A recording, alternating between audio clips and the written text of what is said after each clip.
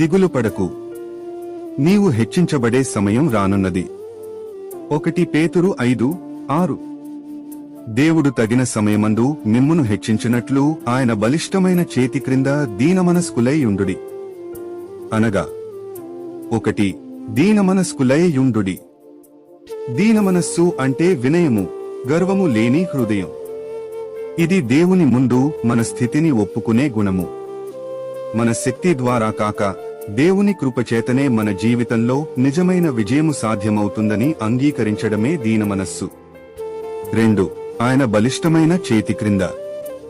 ఇక్కడ బలిష్టమైన చెయ్యి అనగా దేవుని శక్తి, అధికారం, రక్షణను సూచిస్తుంది.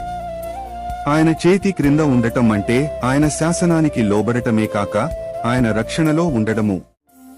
3 దేవుడు తగిన సమయమందు మిమ్మును హెచ్చించినట్లు. దేవుడు మన